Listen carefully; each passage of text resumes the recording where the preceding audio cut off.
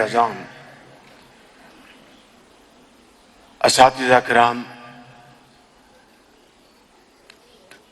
طلباء و طالبات، ذی وقار وفاقی وزراء، پارلیمنٹیرین اور brother from Turkey, Ambassador Nazir Oglu، معزز خواتین حضرات، السلام علیکم۔ 12 ربیع الاول کی یہ عظیم الشان کانفرنس ہماری قابل فخر قومی روایت ہے۔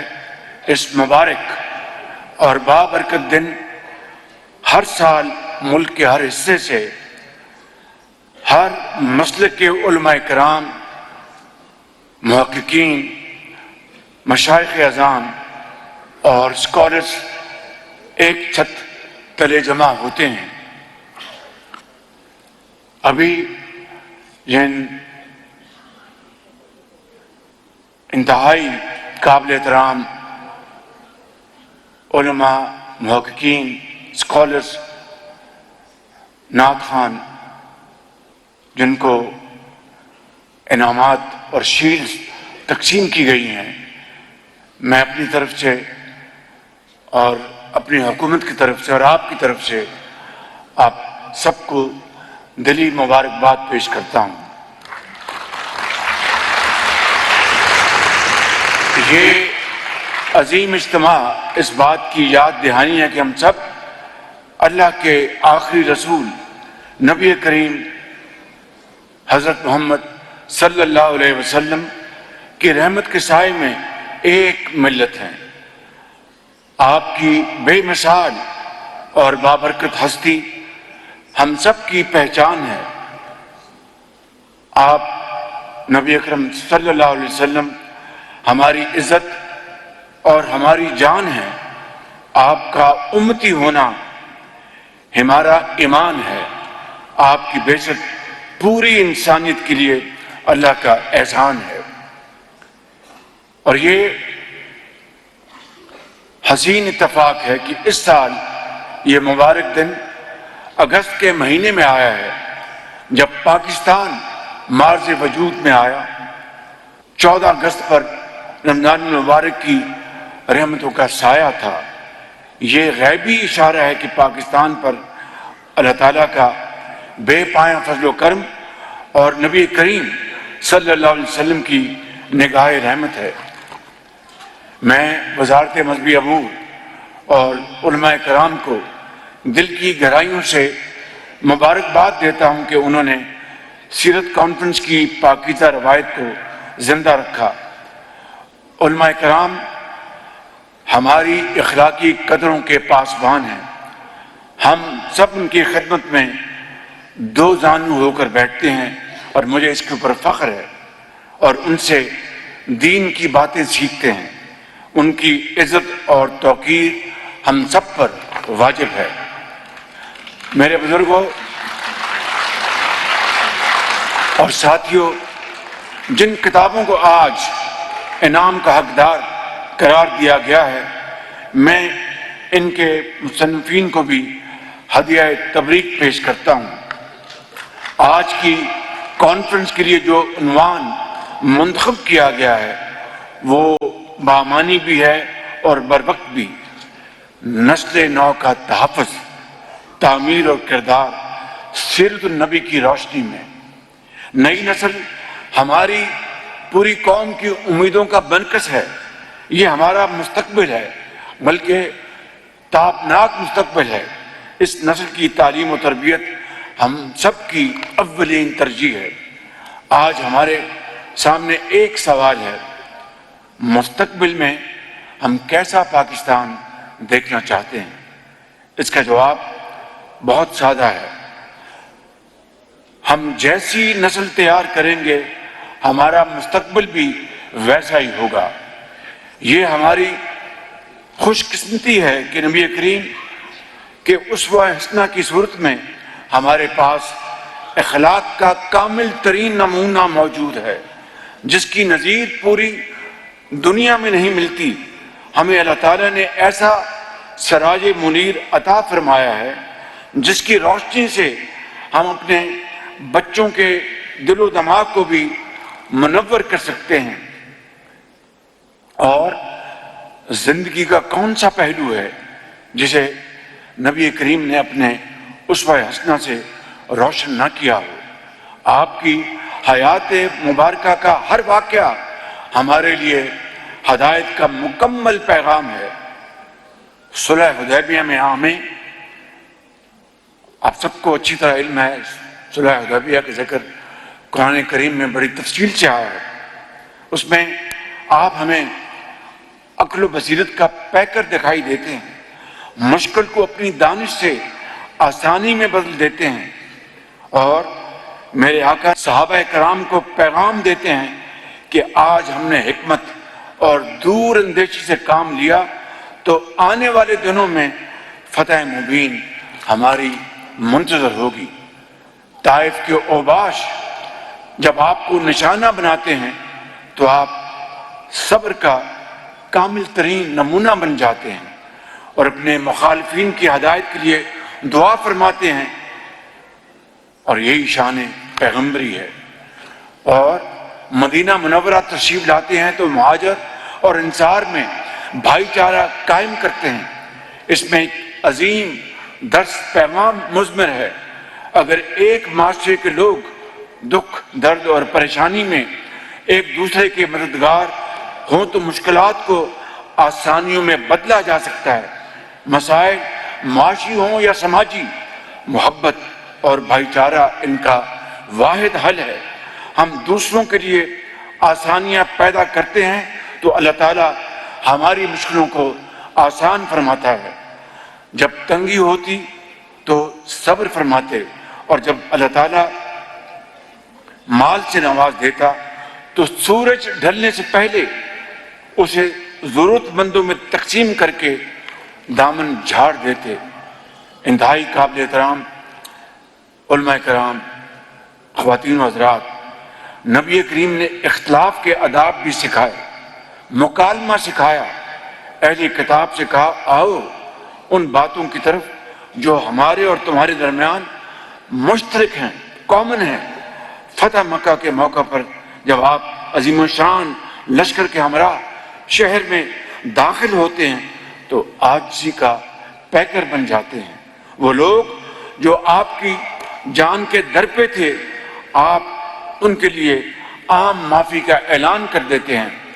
حجۃ الوداع کے موقع پر ایک عظیم الشان ریاست کے حکمراں کی حیثیت سے آپ اعلان فرماتے ہیں کہ کسی عربی کو اجمی پر، کسی اجمی کو عربی پر، کسی کالے کو گورے پر اور کسی گورے کو کالے پر کوئی برتری حاصل نہیں۔ آپ اعلان فرماتے ہیں کہ ایک مسلمان کی جان کی وہی حرمت ہے جو اس شہر، اس دن اور اس مقام کی حرمت ہے۔ ان سب اوصاف حمیدہ کے ساتھ ہم نے نئی نسل کو بتانا ہے کہ آپ نے نبوت کی سب سے پہلی دلیل کے طور پر لوگوں کے سامنے اپنا کردار پیش کیا۔ آپ کی حیات مبارکہ اسوہ حسنہ، آپ کی گفتار سراپا حق اور زندگی امانت اور دیانت سے عبارت ہے۔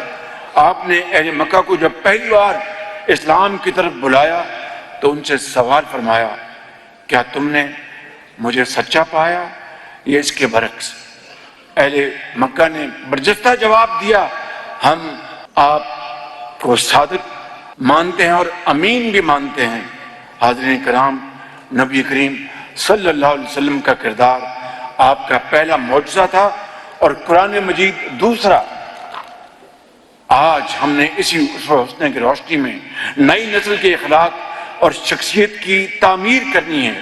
یہی آداب اپنے بچوں کو سکھانے ہیں۔ 2 سال پہلے میں نے وزارت تعلیم کو ہدایت کی کہ حضور اکرم کے اخلاق حسنہ کی روشنی میں نئی نسل کی اخلاقی تربیت کو نظام تعلیم کی روح بنا دیا جائے۔ مجھے خوشی ہے کہ قومی رحمت العالمین و خاتم النبیین اتھارٹی نے اس مقصد کے لیے ایک جامع خاکہ تیار کیا جسے وفاقی دارالحکومت کی سطح پر نافذ کر دیا گیا ہے، جبکہ صوبائی حکومتیں اس جانب پیش قدمی کر رہی ہیں۔ محترم علماء کرام و مشائخ اعظام، میری خواہش ہے کہ دینی مدارس میں علماء کی جو نئی نسل تیار ہو رہی ہے وہ اخلاق اور کردار میں ممتاز ہو، اور جب وہ محراب و ممبر کی ذمہ داری سنبھالیں تو وہ اسوہ حسنہ کی روشنی میں قوم کو وحدت کا پیغام دے۔ وہ نماز کے ساتھ ساتھ اخلاق میں بھی امام ہوں، ان کے پیچھے نماز پڑھنے والے، ان کا خطبہ سننے والے اپنے کردار اور پیشہ ورانہ زندگی میں محنت اور دیانت کا نمونہ بن جائیں۔ اور فرقہ واریت کی ہلاکت خیزی سے آپ سب بخوبی واقف ہیں، اس کا علاج آسان ہے۔ ایک ہی ہستی ہماری پہچان اور شناخت ہو، ہماری ہر محبت نبی کریم کی محبت کے تابع ہو، صحابہ کرام، اہل بیت اعظام، فقہائے امت، یہ سب اور آپ سب ہماری عزت اور ہمارے سروں کے تاج ہیں، کیونکہ آپ سب کو نبی کریم صلی اللہ علیہ وسلم کی نسبت سے گہرا تعلق ہے، اور ہمارا آئین بھی ہمیں صرف قرآن و سنت کا پابند بناتا ہے۔ فرقہ واریت اس وقت پھیلتی ہے جب جدا جدا مراکز کی طرف ہم رجوع کرتے ہیں، ہم اپنی الگ شناخت بناتے ہیں۔ جب مرکز ایک ہوگا تو اس کا ناگزیر نتیجہ بھی یکجہتی اور وحدت ہوگی۔ یہاں میں بڑے ادب سے، جو پچھلے سالوں میں آپ کی خدمت میں بڑے ادب سے عرض کرتا رہا کہ مکہ مکرمہ میں، خانہ کعبہ میں، مدینہ المنورہ میں ہم سب کسی بھی مسلک سے ہمارا تعلق ہو، ایک امام کے پیچھے نماز پڑھتے ہیں، ادا کرتے ہیں۔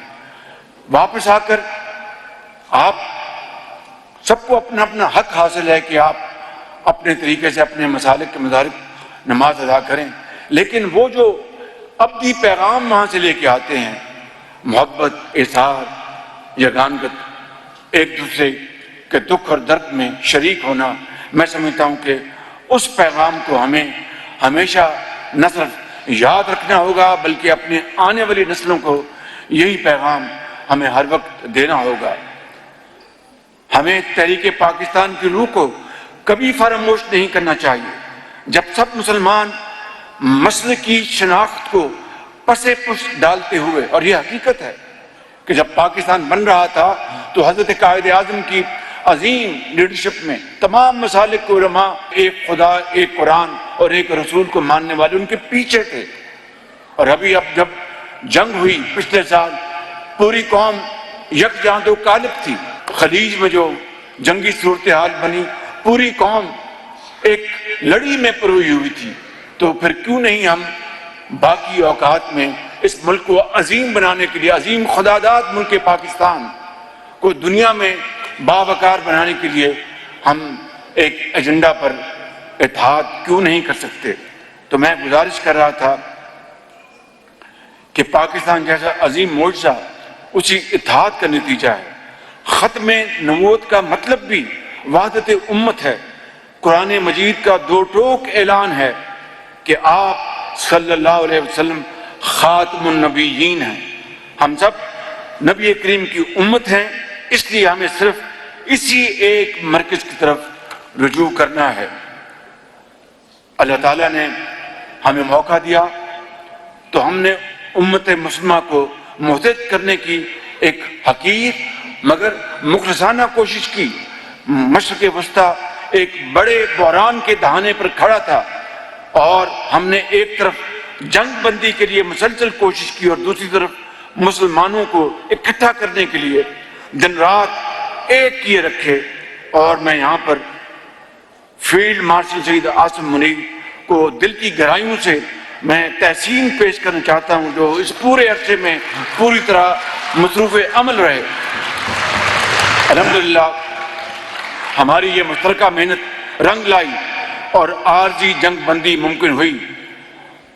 امن دشمنوں نے ایڑی چوٹی کا زور لگایا کہ مشرق وسطیٰ کے مسلمانوں کو تقسیم کر دے، ان کے اتحاد کو پارا پارا کر دیں، ان میں نفرت کا زہر گھول دیں، مگر اللہ تعالیٰ کے بے پایاں فضل و کرم اور شکر ہے کہ وہ اس پہ کامیاب نہ ہو سکے۔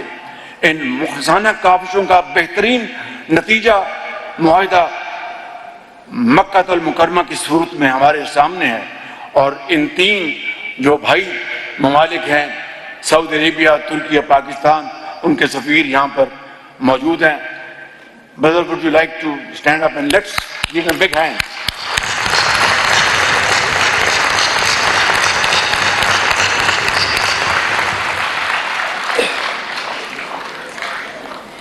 ترکی اور سعودی عرب پاکستان کے وہ ساتھی ہیں کہ جو اچھے اور برے وقتوں میں پاکستان کا انہوں نے بھرپور ساتھ دیا۔ میں تفصیل میں جائے بغیر یہ کہوں گا، ترکی، ان کی عوام، ان کی حکومت، ان کے صدر میرے بہت پیارے بھائی طیب اردوان، اور سعودی عرب کے عوام ہمارے وہاں پر بھائی بہن، اور سعودی عرب کی حکومت اور میرے انتہائی پیارے بھائی کراؤن پرنس محمد بن سلمان پاکستان کے ساتھ ایک آنی دیوار کی طرح کھڑے تھے۔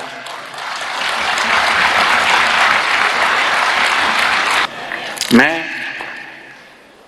یہاں پر یہ گزارش کروں گا کہ آج پاکستان کے اندر بھی ہمیں اسی وحدت اتحاد کی شدید ضرورت ہے، اور اس کے لیے آپ جیسے جید علماء جو یہاں پر تشریف فرما ہیں، آپ کو اپنا کلیدی کردار ادا کرنا ہے، عوام کو فتنہ پرور اور مفاد پرست عناصر سے بچانا ہے جو انہیں تقسیم کرنا چاہتے ہیں۔ حاضرین کرام، مہذب دائرے میں رہتے ہوئے علمی اختلاف میں کوئی حرج نہیں۔ ہمارے اسلاف نے بھی اختلاف کیا، لیکن ان کے اختلاف نے ہماری علمی روایت کو مالا مال کیا۔